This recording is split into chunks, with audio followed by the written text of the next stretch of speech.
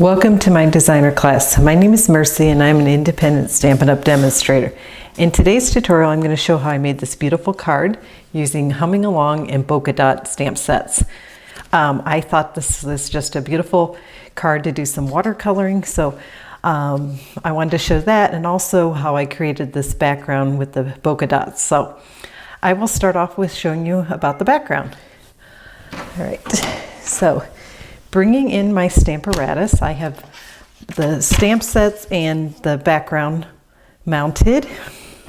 I'll just bring an empty case in here just so everything's supported, and I will show you how I did this. Okay, so I have a plain Whisper White cardstock here, and it measures 3 3/4 by I want to say 5 inches. So just a standard measurement.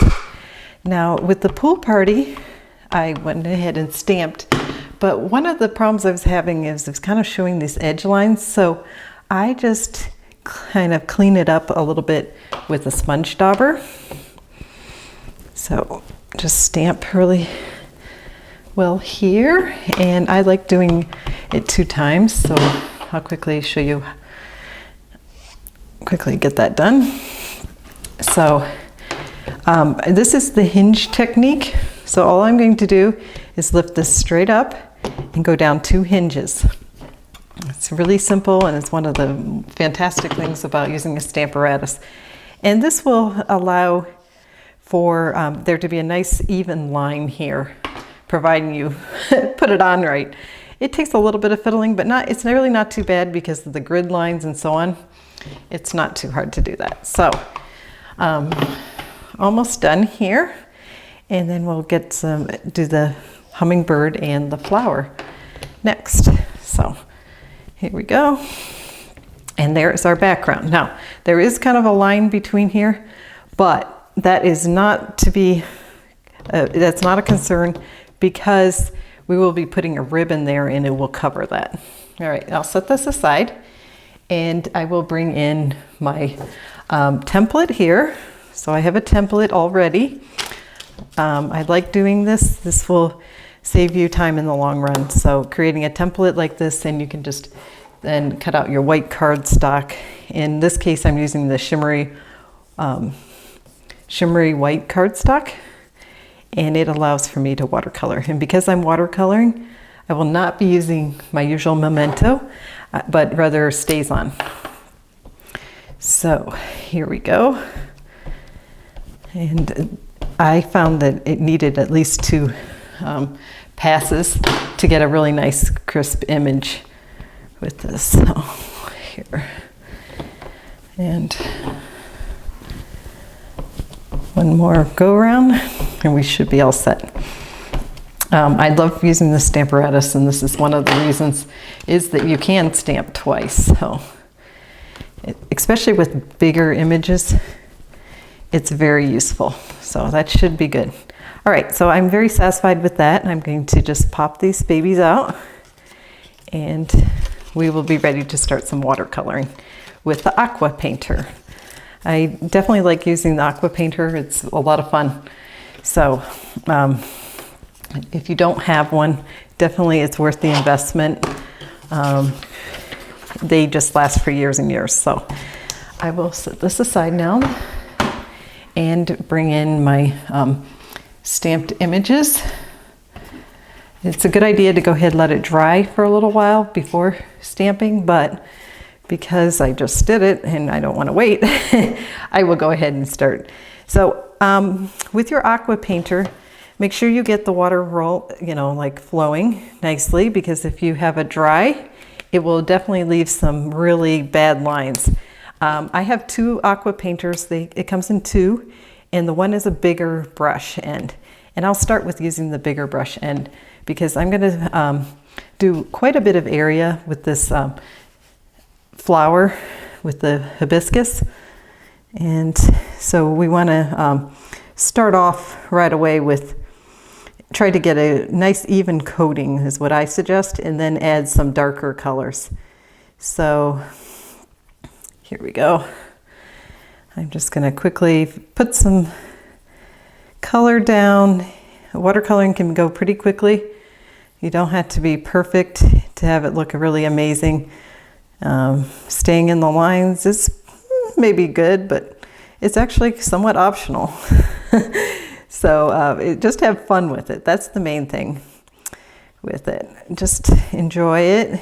And there are a few tips definitely along the way you'll pick up if you're watching tutorials. And one of them is it's easier to add color than take it away, which is very true.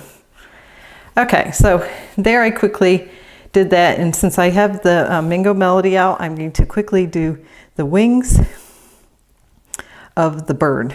Now, I did look up online about what hummingbirds look like, and gold wings are not included, but I like doing a few like artistic decisions, and one of them was to make the wings this Mango Melody, because I just thought it really ties in then with the flower. It really is pretty. So if you go with like more saturated, you can get a darker color. If I want it lighter, I just bring it out though and add a little bit of, just squeeze on your tube, and it will add some more water and you'll have less of a saturated color. So that, a little bit more here and then we'll move on. Okay, so that takes care of the wings. The other parts I did want to show is the tail feather. So I will go ahead and put that aside and bring in my Bermuda Bay. And Bermuda Bay is like a darker shade of the pool party, in my opinion. I don't know if that's completely accurate, but in my opinion it is. So I want to kind of have this two-toned, and if you have it lighter, it looks pretty similar to the pool party, and if you have it darker, well, you can get it quite a bit darker. So I'll demonstrate the dark here. So I want this to be, again, really dark, the lower part of each feather. So I'm just going to come in here and lay down some color that's definitely going to be much darker than the upper part. And I like that contrast. I think it just adds a lot more interest than just having one color, or even doing two different colors. I like it better because it's in the same family, if you will. Now that, I didn't quite do that perfectly here. It's actually too dark. Let's see if I can bring up a little color. No, that baby's kind of set, but we can make this lower part darker so it brings more contrast. So anyhow, I definitely enjoy using the aqua painters. If you haven't purchased any, consider doing it. They last like forever. I have this actually set I've probably had for 10 years, and I got another set just for my classes and so on, so that I have two, but they last years and years, literally. So definitely a good investment. It's I can't say enough good things about the aqua painters, especially if you use like shimmer paint or your watercolor paint colors. You're going to really enjoy using them. The blends are fun, the Stampin' Write markers are fun, but sometimes you can't beat this look. So that's my little plug about the aqua painter. Okay, so I got the green done for the bird. I won't do all the coloring, I just want to show some of it. Now, the red is the trickiest, I would say. So be really cautious on the amount of that you start off with. Again, the same rule applies, that it's easier to add than take away. So kind of start off a little bit on the lighter side, and you can definitely add more. So here we go. I'm just going to add a little more down here. I kind of want it him to be more the darker, the lower part of his chest. So, and here we go.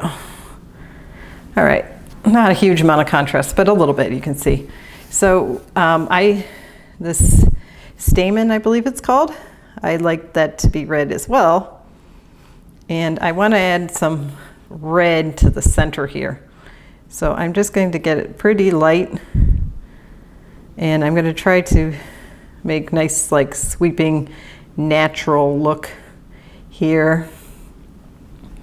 Not across. You don't want to go this direction. You want to go kind of with the grain of the way the leaves are, imagining the way they fall. So, all right. I just want that a little darker, a little more red. And there. It doesn't have to be super perfect. That's kind of the beauty of watercoloring. It doesn't have to be like strictly in the lines or whatever. So I kind of think this should be red, and I kind of want this a little darker red. Again, it's easier to add color than take it away. So there we have the flower, and I'm going to bring in now my, this is the crumb cake, and I want to use this for his beak and a little bit of the feathers. I looked up online what hummingbirds look like, and they actually do have some brown in them. So the beaks always look dark, so I think this crumb cake is nice. And I just thought, well, crumb cake it is. So I'm just quickly adding a little color here, and I want to make it look kind of uniform, so I'm adding a little bit over here so the wings look like they kind of match, if you will. It's a little bit like coloring a butterfly, I guess. All right, so I kind of missed a little on this feather, so I'm going to just come in on this wing feather and come back in and just kind of finish that up. So you can see it just kind of has a nice flow to it. All right, so for the when I was looking online, I did see a lot of them with some white, and I like using the shimmer paint to add some white, and it's an opaque white opposed to a transparent one, which would be more like the Wink of Stella is much more transparent. So I will try to stay in the lines with this because it will pretty much cover the black. If I went on the black a little bit, it can just kind of show through, but there you can see how it definitely is kind of covering the black there a little bit. But it just really catches the light using this shimmer paint. So I think that definitely adds to it. I hope you enjoyed watching me color a little bit. I'm not the best color, but you can see it's a lot of fun, and I will show you the finished job, and we will finish our card. So I will set these aside and I will finish those later and use them. I think they look really pretty, but to save time, I will bring in these that I already had done before and my base, etc. So as I was saying, I covered this with ribbon. So here's my crumb cake ribbon, and this ribbon is just wonderful to work with. I really enjoy it. And what I was doing is just covering it here, and I do it lower, kind of on this lower part, and then tape it behind it, and that covers up that line so it doesn't look unsightly and just looks very smooth. So bringing this in here, since it's all ready, I will go ahead and attach that, and I did stamp thank you on it already. And I also wanted to give one tip about the new cling stamps. They can be hard to get off if you leave them on the block, especially like overnight. So one of the things I use is the Take-A-Pick tool. And what I do is go under here and get a hold of it. Now, once you get a hold of it, it's not a problem, but you can actually rip this, separate it. So the Take-A-Pick tool, the flat part, the spatula, you can just definitely lift it, and it really could potentially really save your stamp set. So something I would just recommend if you were concerned about that, or you've had a bad experience or anything, or you want to prevent a bad experience with the new cling stamps, that you would take a little bit of caution there. And it is better to take them off the blocks fairly quickly after you stamp, but how many of us just leave things, have to go suddenly, or something comes up? So having the option of knowing how to avoid complete disaster when you already have forgotten to take it off is a good idea. Backup plan, right? So anyway, if you Have any questions more about the cling stamps, just feel free to comment in the area below and I will try to get back with you. If you enjoyed watching this tutorial, please give me a thumbs up and consider subscribing to my channel. I will be showing more tutorials with the new Occasions Catalog stamp sets soon, hopefully. We're almost at Christmas, so I don't know how many more how